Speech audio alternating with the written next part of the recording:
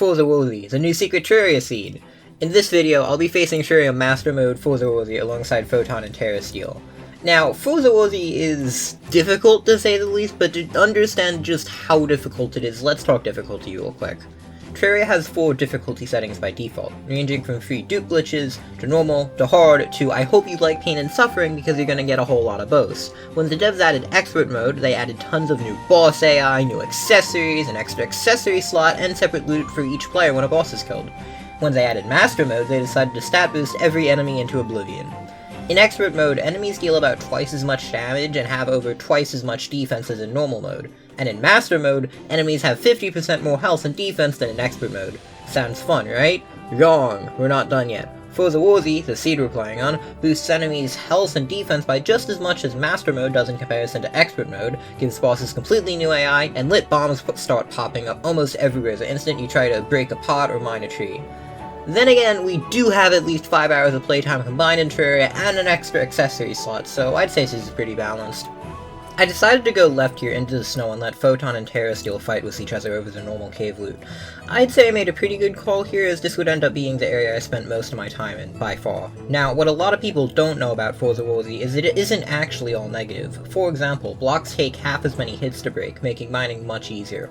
Also, the higher tier pre-hard mode ores on the levels of silver, gold, and demonite generate much more commonly in Otherworld. This means it's actually realistic to get full gold armor before the Eye of Cthulhu without having to grind for arrows on end mining. And you will need it with how much damage all the bosses do.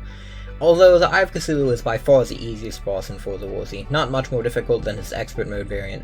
There are going to be way more difficult bosses coming up. You might have also noticed that I mentioned Crimtane though. Well, Demonite, but the same equivalent level of all.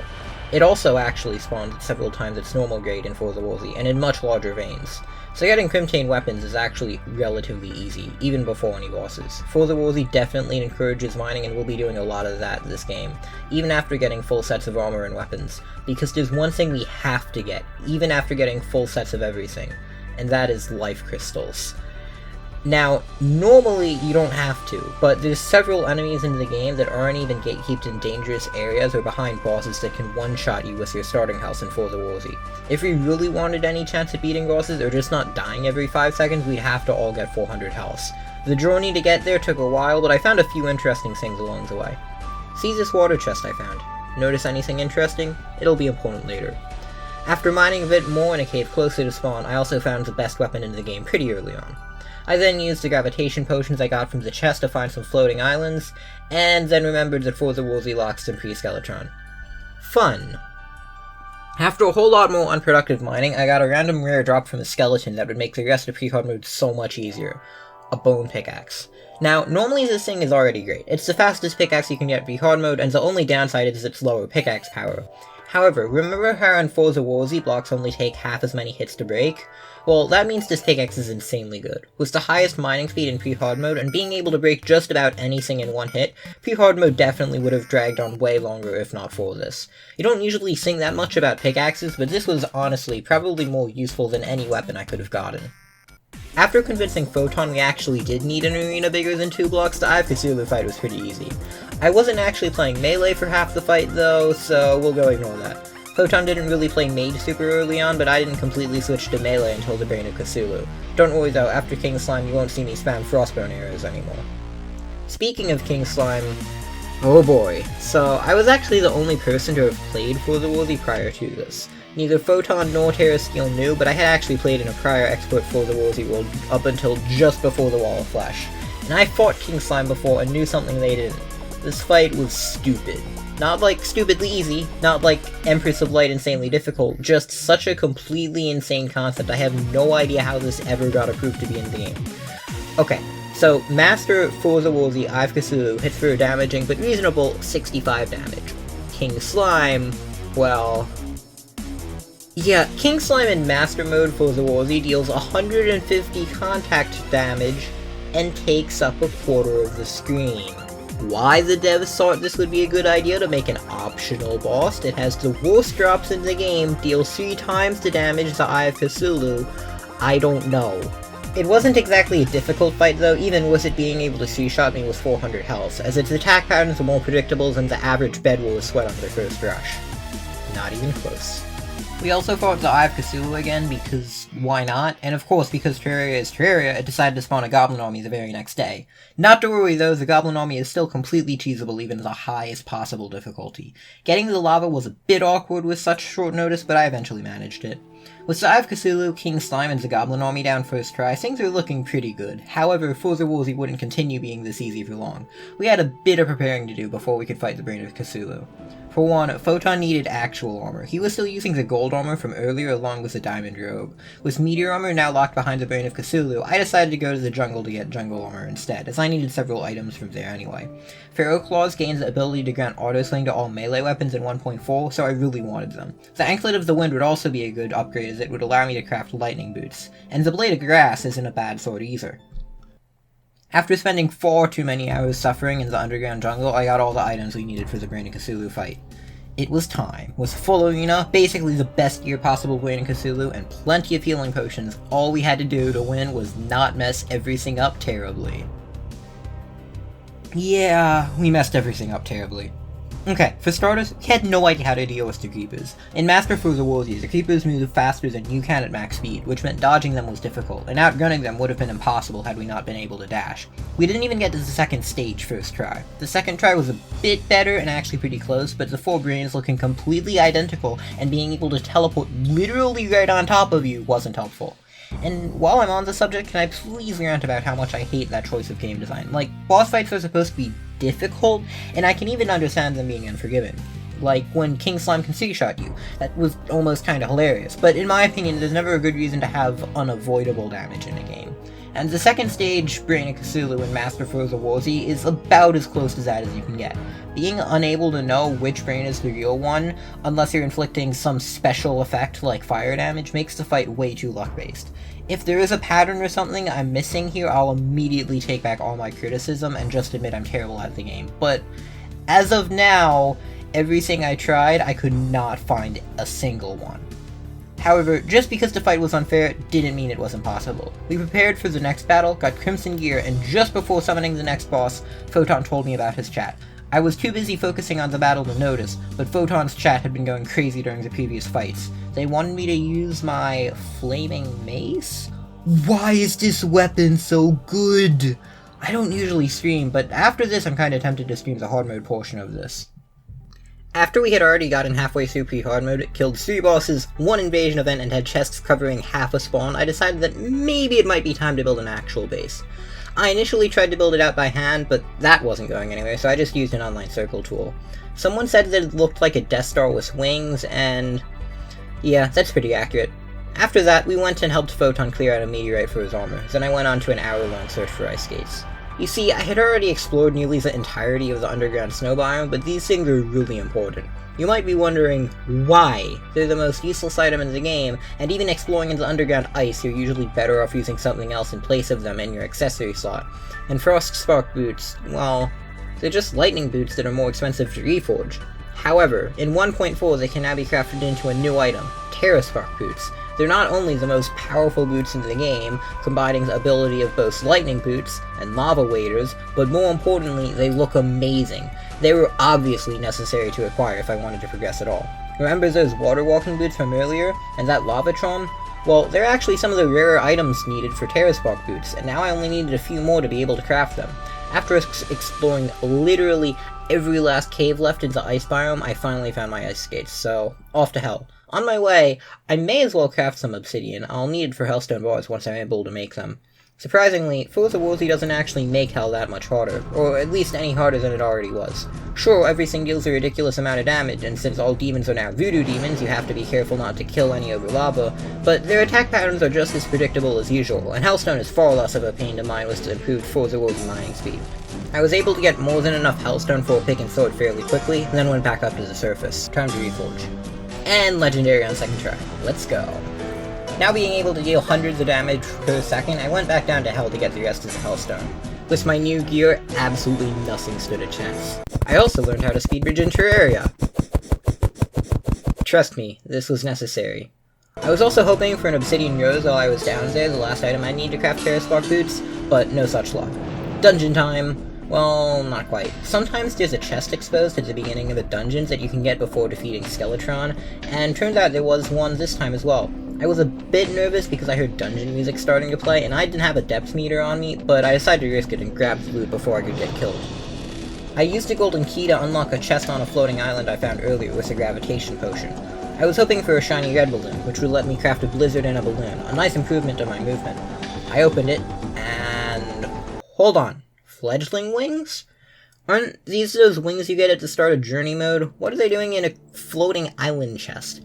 After some quick searching on the Terraria wiki, I found out that they got added to Floating Islands loot tables in 1.4, and I now had pre-hardmode wings. But more importantly, they looked awesome. Tell me I don't look like an avenging archangel from heaven descending down to bring chaos onto anyone who had the folly of never reading the Art of War. Okay, actual dungeon time. Well, not quite yet. Photon and Terrasteel need to confirm the Dungeon Guardian actually still exists first.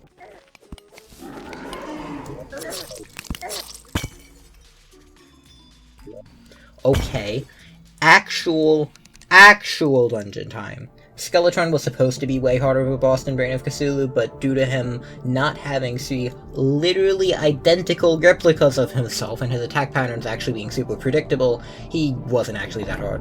I mean, there was the issue of him having the health of an early hard mode boss and having to be killed before daytime, but that never ended up being an issue. I am also now using an Inferno Potion in every single boss battle from now on, because just look at that thing. It's awesome! Dungeon time didn't last very long as I found an alchemy stand, freed the mechanic, found an unlocked chest, got the Muramasa, and died to a 150 damage spike ball within 2 minutes. By the way, this thing does 30 damage in Classic. You sometimes really forget how easy normal Terraria was. I wasn't even mad though, because you all know what time it is. Night's Edge time. Night's Edge got a huge buff in 1.4.1, it now has a significantly faster base swing speed, but not only that, it can auto-swing. This makes it an insanely powerful sword with 120 base DPS assuming you have literally no gear. With the right setup, this sword can easily deal above 200 DPS pre-hard mode. It's a real beast now. With Skeletron defeated, there is just one last boss left to kill before the Wall of Flesh. Queen Bee. But there was one thing I needed to do first. After Photon had finished the minecart track to the jungle, it was time to build our arena.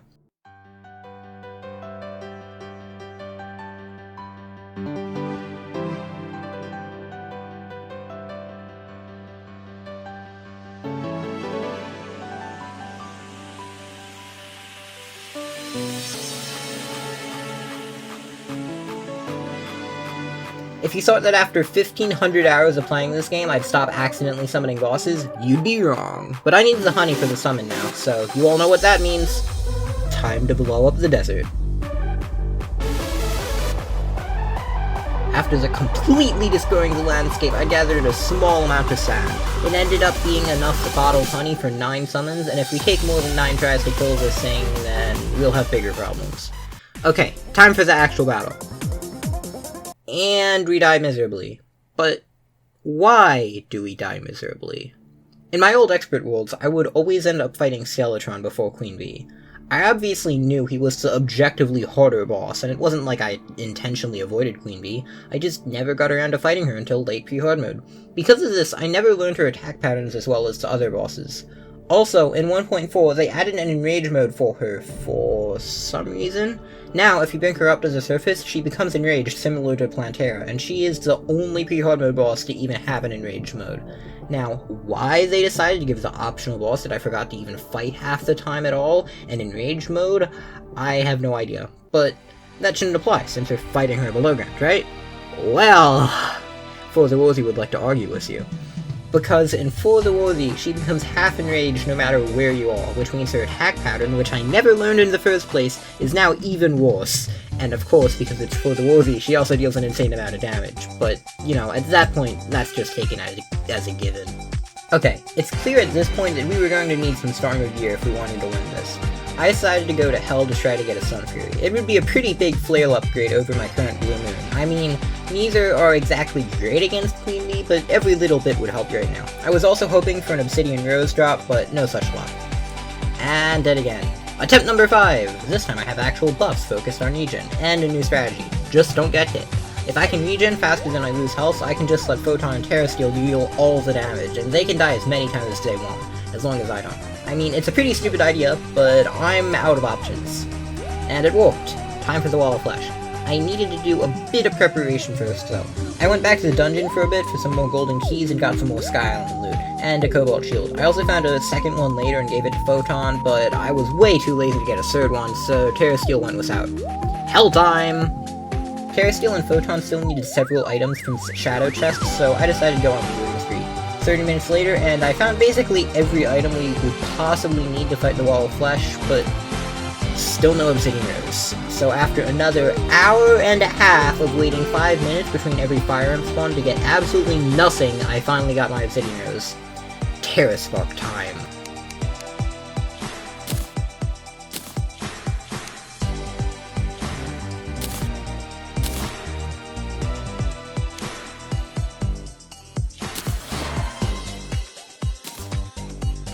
I then checked how much it would cost to reforge, and immediately realized I was not getting menacing on that thing. But with my Terraspark boots acquired, my plan was now complete. I was completely immune to lava. Now, you may be slightly confused at this. After all, Terraspark boots only grant you the ability to walk on lava, and 7 seconds of immunity swimming in it, right? Wrong! That's what they're supposed to do. But if you go to the wiki real quick, there we go. Lava deals 80 base damage to players, but that's reduced to 35 with the Obsidian Rose. And when you craft Terraspark boots, you keep the Obsidian Rose's ability.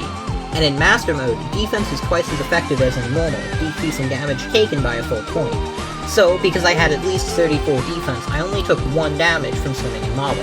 Now, you might be quick to point out that I'd still be on fire, but Molten Armor's new set bonus in 1.4 solves that problem real quick. I now took more damage from random falling ash blocks than from lava. So, with this setup, I now had a permanent obsidian skin potion. I still took a nominal amount of damage under lava, but with healing and regeneration items, I could effectively stay down there indefinitely, and definitely long enough to collect as much Hellstone as I had wanted, which I did. A lot. Wall of Flesh time. So, small confession here, I may have made the entire 2,000 block long bridge purely out of ice. But, I mean, to be fair, it did give me like 5% extra speed at the cost of completely messing up Photon and Terrasteel's movement for the entire fight. Yeah, I'd say it was worth it. We didn't have enough bridge though, so back to bridge building time. Yeah, Queen Bee wasn't the only boss I accidentally summoned in this playthrough. Not to worry though, we weren't going to have to deal with a lack of summons for this one anytime soon. We started getting him down to 2,000 health pretty reliably, but at that point he became faster than the Scaffold Hacker and Skywalls, and we just couldn't keep up anymore. Terrasteel tried to use the Star Cannon, but kept on firing it too early or dying before he could much. With the Star Cannon I paid for, by the way, you still owe me 80 gold Terra, with interest. After this, I decided that the only way to beat the Wall of Flesh faster than the Flash was to go faster than light. And the only way to go faster than light was by commercial train. Minecart track. Now, I know some of you will have some questions about this, but I assure you this is just how it works in Terraria. In fact, this video is sponsored by Minecart Tracks. No, it isn't. They ran away from my channel after they saw my Audible video. Anyway, after laying down about 700 blocks of rails, we were ready to go. And we didn't build enough rails. Okay, we got slightly more rails this time, and by slightly, I mean built to the literal edge of the map. Let's go. Sun Fury came in to save this fight, to be honest. Every time I thought the flails were useless in the game, I got proven wrong. First the Brain of Cthulhu, then Queen Bee, now the Wall of Flesh. Honestly, flails are probably some of the strongest melee weapons now in 1.4. We nearly didn't get onto the minecart in time, but with all our preparation, it was finally enough. The ancient spirits of light and dark had been released. Hey, thanks for watching. If you'd like to see part 2, too bad, you can't yet. Well, maybe you can, I don't actually know when you're watching this, but as of time of writing, it's not out yet. So, go watch Photon's perspective, or you could watch me rant about how to use ancient Chinese literature to win LEGO PvP. Yeah, go watch Photon's perspective.